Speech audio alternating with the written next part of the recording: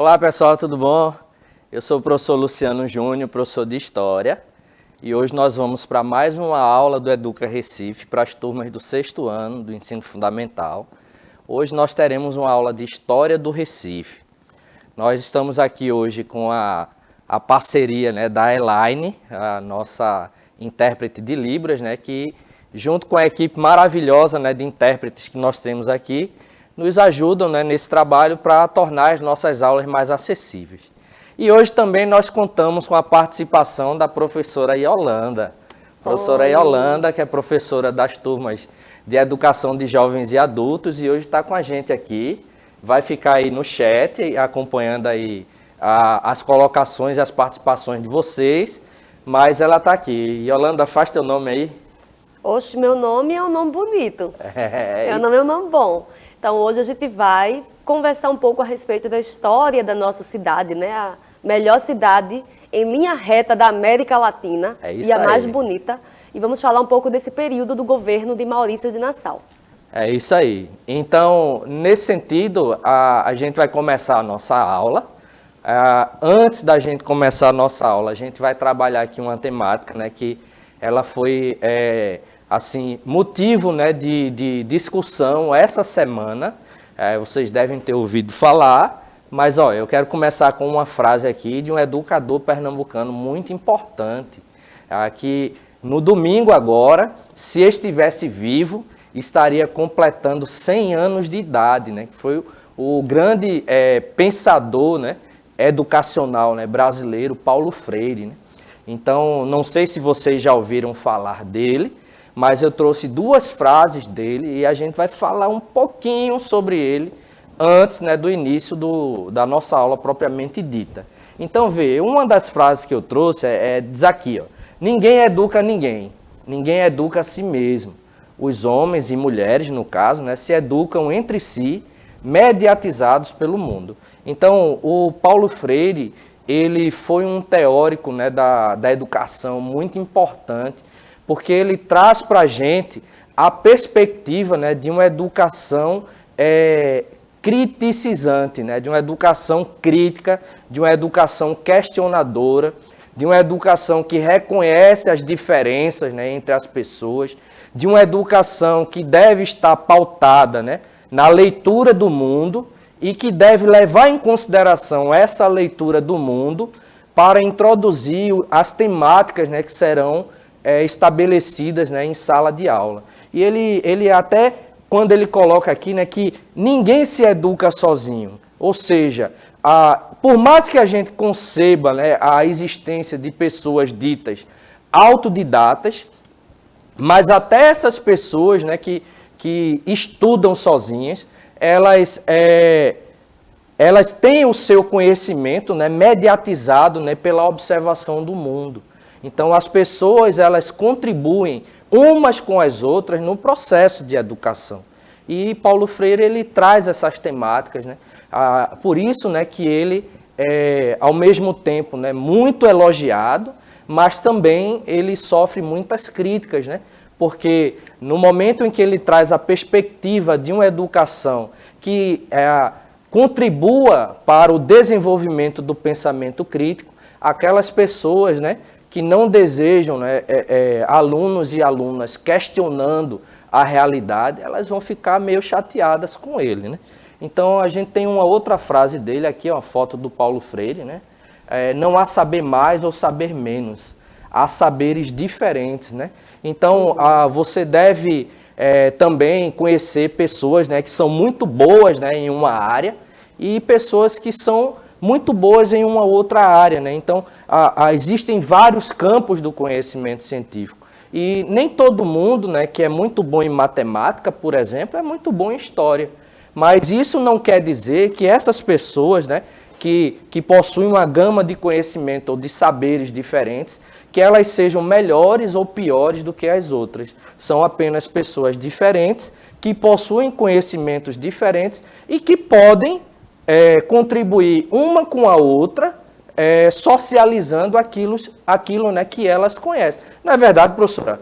Então, não existe nessa perspectiva, né, de que eu, Luciano, eu vou saber mais do que Yolanda, e Yolanda vai saber mais do que Luciano. Pode até se dar, né? Em uma ou outra especificidade, mas não necessariamente, né? Isso nos torna melhor ou pior um do outro, não é verdade? Não, e junto a gente aprende mais, né? A gente em parcerias, a gente vai fazendo essa troca de saberes, que é isso que Paulo Freire tanto incentivava. Beleza. Então, dito isso, né? Eu quero fazer um adendo aqui, que hoje, né, principalmente em nossa sociedade brasileira, o Paulo Freire ele tem sofrido muitos ataques, né? Ataques, inclusive, às vezes desleais, porque muitas das pessoas que o atacam nem mesmo se deram o trabalho de ler alguma de suas obras, né? Mas a educação, o modelo educacional, né, que Paulo Freire ele imaginava, é um modelo, né, que preza pelo desenvolvimento do conhecimento, né, da aprendizagem mais crítica, né? E só fica chateado com isso, só combate isso quem não deseja, né, que você aprenda a pensar, porque deseja que você continue ali, alienado, alienada, né? Então, esse tipo de pessoas, né? Esse grupo que não deseja que você adquira a capacidade, né, de questionar as coisas, que vai tecer crítica, né, e que vai combater as ideias do Paulo Freire. Mas dito isso, fica a nossa homenagem pelo centenário do nosso educador pernambucano e vamos para o conteúdo, né? Aí vejam, nós vamos começar aqui mostrando algumas imagens, né? Vocês já perceberam que nas aulas de história, eu gosto muito de trazer aqui imagens, né, ou vídeos, né, que façam assim, uma ponte, né, com o conteúdo que a gente vai trabalhar. Então, você já passou por esse local aqui. Eu acredito que você que está em casa, é muito provavelmente que pelo menos uma vez na vida você tenha cruzado essa ponte aqui. É muito provável, né, que você já tenha passado por essa ponte aqui. Isso aqui é uma imagem, né, da Ponte da Boa Vista. Então, observa aí, ó, a gente tem a imagem dela. E aqui, ó, a partir, né, do Google Maps, a gente tem a localização aqui, ó, da Ponte da Boa Vista. Vê a Rua do Sol, né? Aí aqui a Ponte da Boa Vista, né, cruzando o rio Capibaribe, né? Então é muito provável que você já tenha passado por essa ponte pelo menos uma vez na sua vida. E aqui a gente tem uma outra imagem. Aqui é uma outra ponte, ó. É provável também que você, como morador ou moradora de Recife, também já tenha cruzado essa ponte, né? Então, aqui a gente tem a ponte Maurício de Nassau. É uma outra ponte também, né? A nossa cidade, ela tem várias pontes, né? Porque Recife é uma cidade que é cortada, né, por rios, né? Então, dentre esses rios, né, o mais conhecido é o rio Capibaribe. Mas a cidade do Recife, ela é cortada, né, por rios. E essas pontes, elas fazem a ligação, por exemplo, da parte mais continental, né, com a parte mais ligada ao que a gente chama, né, das ilhas, né, do Recife. Então, o próprio bairro, né, do Recife Antigo, ele é ligado à parte mais continental por meio de pontes, né? Então, observa aqui, ó. Aqui, ó, a Ponte Maurício de Nassau. Se você pega aqui, ó, pela rua aqui, ó, da Ponte Maurício de Nassau, segue aqui lá no final, você vai encontrar a sede da prefeitura da cidade do Recife. Aqui, ó, o Paço Alfândega, né, o shopping. Aqui do lado do Paço Alfândega a gente tem a livraria Jaqueira, que era a antiga livraria Cultura, né? Então, só para você se situar. E ver aqui, ó, a Ponte Maurício de Nassau. E aqui está, ó, a praça aqui, ó, do Marco Zero. Ok? Mas por que a gente colocou aqui a vista da ponte? Ó? Por que a gente está colocando essas imagens, né? O que é que a gente pode observar? Eu sempre faço o seguinte, professora, eu começo a mostrar as imagens, mas antes de perguntar o que é que eles estão vendo na imagem, eu mesmo já falo das imagens. Então, já vai adiantando, me antecipo. Entendi. Então, quando eu coloco aqui a pergunta, né, o que é que a gente pode observar na imagem, a gente já mostrou, né, o que é que a gente tem aqui. Então, veja, a Ponte Maurício de Nassau, por exemplo, né, foi a primeira ponte, né, de grande porte do Brasil. Você sabia disso? Ela foi a primeira ponte, né, de grande porte, né, no território nacional. Então, é uma ponte, né, muito importante, e a gente está trazendo, né, o detalhe aí dessas pontes, porque a gente vai falar de um tema, né, como a professora Yolanda adiantou no início, a gente vai falar a respeito do governo, né, de Maurício de Nassau. Na aula passada, vocês devem lembrar que a gente começou a falar sobre o período holandês aqui no Brasil, e mais especificamente aqui em Pernambuco e Recife, e a gente falou, né, sobre as razões que levaram às invasões holandesas aqui em Recife. Hoje a gente vai dar continuidade, então a gente vai falar já de um período que já é decorrência, né, do processo de invasões, que é, no caso específico nosso, daqui de Recife, o governo, né, do Maurício de Nassau. Então, a gente vai tentar entender como foi o governo holandês em Pernambuco durante a estadia, né, de Maurício de Nassau aqui no nosso território. Então, vejam, vamos recapitular um pouquinho. Na aula passada, a gente viu que, por volta de 1580, lá em Portugal, o rei de Portugal ele vai morrer e vai iniciar uma briga, né, pela sucessão do trono. Então, ele não havia deixado um herdeiro, né, mais próximo, né, porque dentro da perspectiva da monarquia, quando um rei morre, quem assume o poder é o seu filho primogênito, né? Geralmente seu filho primogênito, né, o mais velho. E nessa perspectiva, o que é que a gente tem? O rei de Portugal não havia deixado um herdeiro. Então, o parente mais próximo, né, dele assume o trono, mas vai morrer também, sem deixar herdeiro. Então, o que é que acontece? O rei da Espanha, Filipe II, ele reivindica, né, a posse do território, alegando um parentesco, né, com o rei de Portugal falecido, e a partir dali a gente tem um processo que vai culminar com o que a gente chamou, né, de União Ibérica. Então, esse período onde Portugal e as colônias portuguesas, né, eles vão ficar sobre a regência, né, da Espanha, sob o governo da Espanha, sob posse da Espanha, que vai de 1580 a 1640, é o que a gente chama de União Ibérica. E em que é que isso afetou o governo aqui no Brasil, especificamente aqui na região Nordeste? É porque a gente sabe que existia uma indústria, né, açucareira, existia toda uma produção de cana-de-açúcar aqui, que era uma parceria entre portugueses e holandeses. Aí qual é o problema? A Espanha era inimiga da Holanda, inimiga histórica, né, da Holanda. E quando ela adquire a posse, né, não somente de Portugal, mas de suas colônias, ela inicia um processo de expulsão dos holandeses dessas colônias. E os holandeses, que haviam investido muito capital, né, muito dinheiro na produção do açúcar, eles ficam no prejuízo e resolvem tentar, né, não ficar tão no prejuízo assim, iniciando um processo de invasões aqui no Brasil. Então vão tentar invadir a Bahia, não vai dar muito certo, mas depois eles invadem aqui o território de Pernambuco. E é a partir daí que a gente vai retomar, porque após a rendição das tropas locais, né, durante esse processo, né, de invasões, né, holandesas, o que é que a gente tem? Os holandeses eles fundaram, né, uma colônia administrada aqui por Maurício de Nassau.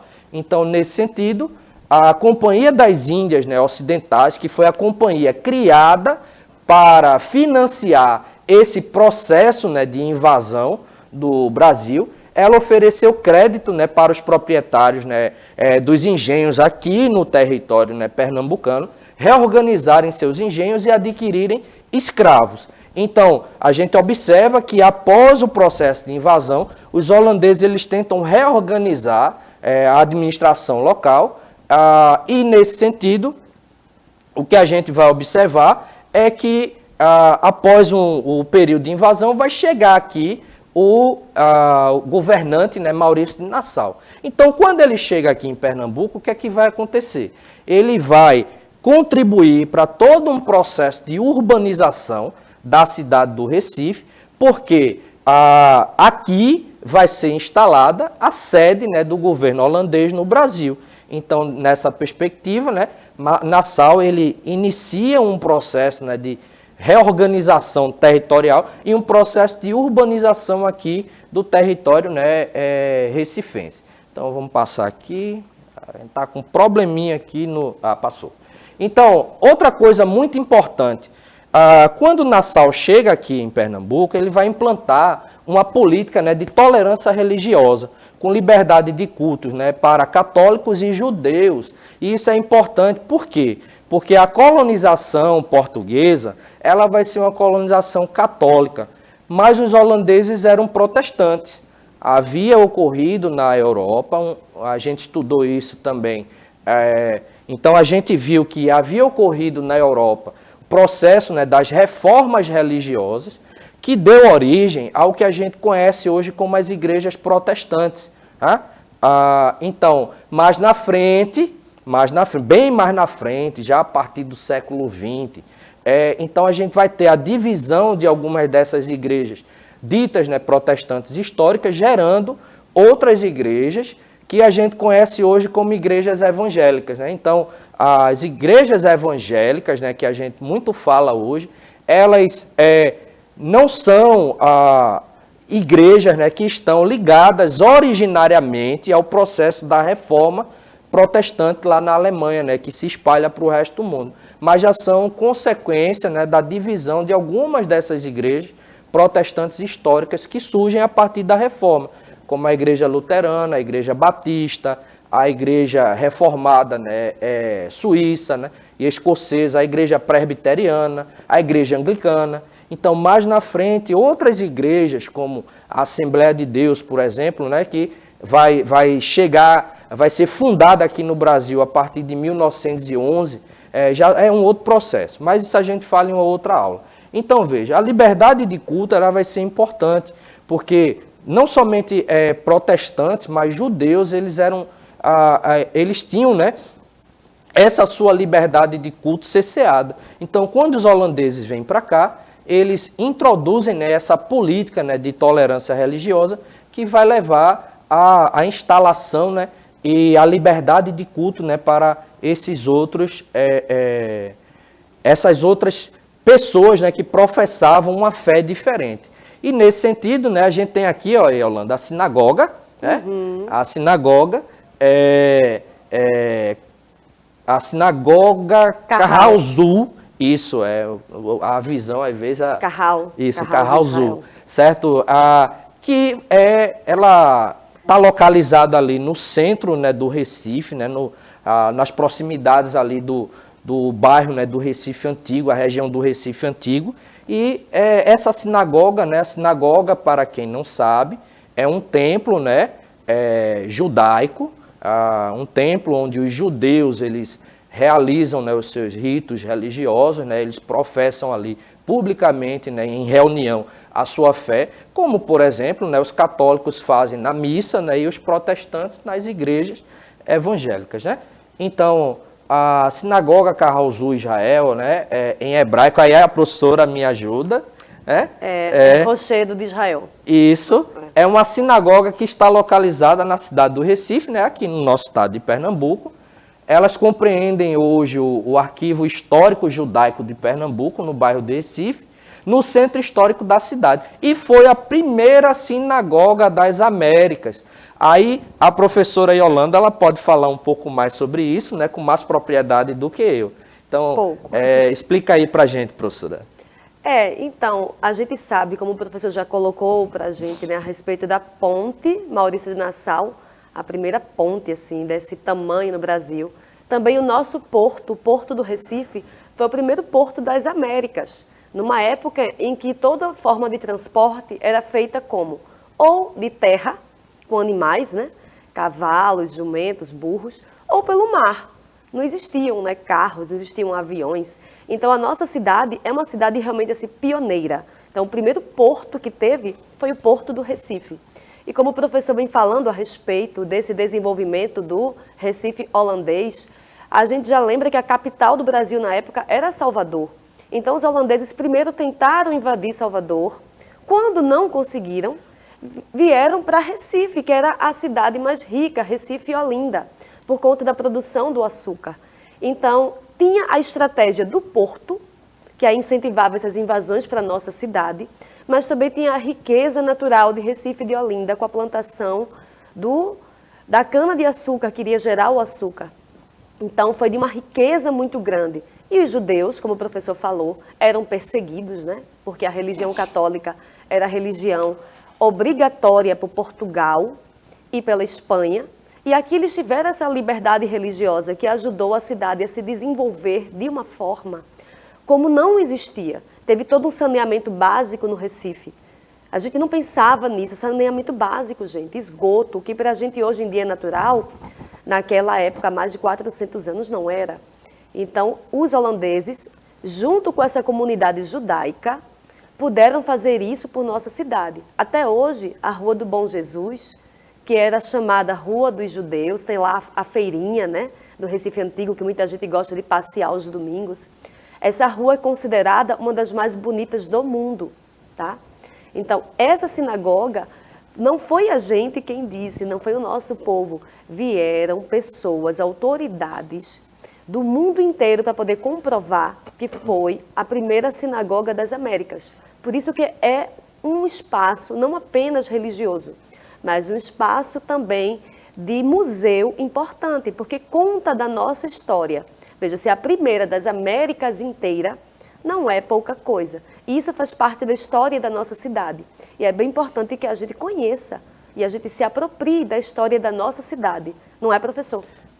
É verdade. E dentro dessa perspectiva, né, como a professora colocou, na medida em que os holandeses eles não conseguem invadir a Bahia, né, Salvador, e vêm para cá, havia também, não somente pela questão do porto, né, porque, como a gente mencionou na aula passada, né, por essa parceria que existia entre portugueses e holandeses, né, os portugueses produziam açúcar e os holandeses, né, eles ficavam responsáveis pelo transporte, né, do açúcar para a Europa, refino e distribuição para o comércio. Então, nessa perspectiva, né, como ela também mencionou, o território aqui era muito rico, né, por conta do comércio do açúcar e era um ponto estratégico, né, para os holandeses, porque dentro dessa perspectiva, né, do que eles já faziam, né, nessa participação aí com o comércio, né, do açúcar, então eles estavam aqui no foco, local onde havia maior produção, né, de açúcar e maior possibilidade de lucro, né, com a comercialização desse produto. Então, a gente lembra, né, também, eu coloquei aqui, que durante esse período, né, vieram vários judeus, né, de origem portuguesa, né, que estavam refugiados, certo? Veja, essa questão do refugiado, ela é muito importante. Hoje, inclusive ontem na nossa aula de história, nós trabalhamos a temática da xenofobia. Então hoje, muitos imigrantes, eles são vítimas, né, da xenofobia, Sim. que é um preconceito, uma aversão, certo? Às vezes que leva determinados indivíduos a partirem para a agressão contra estrangeiros. E a gente observou que a xenofobia não é um fenômeno apenas internacional, ele é também local. A gente tem aqui no Brasil casos de xenofobia, principalmente, né, contra imigrantes haitianos e Sim. venezuelanos, né, que vêm entrando no território nacional. Fora a própria xenofobia local praticada, né, por alguns habitantes do Brasil com relação, por exemplo, a nós nordestinos. Verdade. Então, nós nordestinos somos vítimas da xenofobia em nosso próprio território por pessoas que, assim como nós, são brasileiros e brasileiras e que passam a tratar, né, o povo do Nordeste, né, com preconceito, né? Então, isso é uma prática que deve ser combatida. A gente viu isso ontem.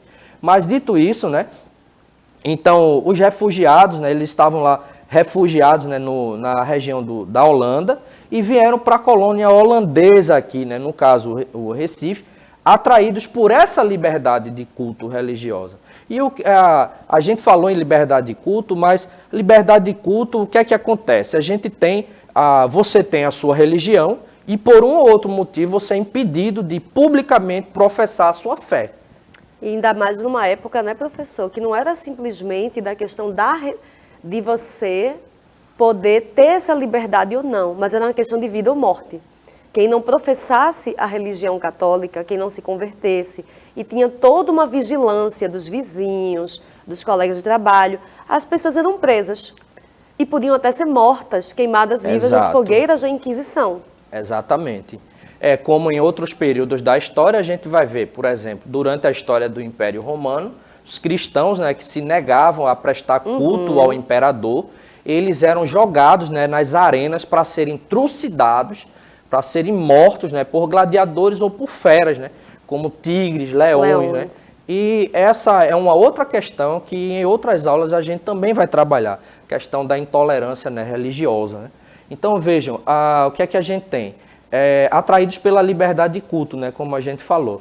Só que quando a gente tem a Batalha dos Guararapes, né, que é já o processo de insurreição pernambucana, né, contra essa dominação holandesa, então a Batalha dos Guararapes, né, depois da Batalha dos Guararapes, que vai ser responsável pela expulsão dos holandeses aqui do território, muitas dessas famílias retornaram para a Holanda através aqui, ó, do navio, né, o Valk, certo? Então aqui a gente tem uma vista, né, da cidade Maurícia, ok? Então navios, né, chegando aí, ó, na região do Porto.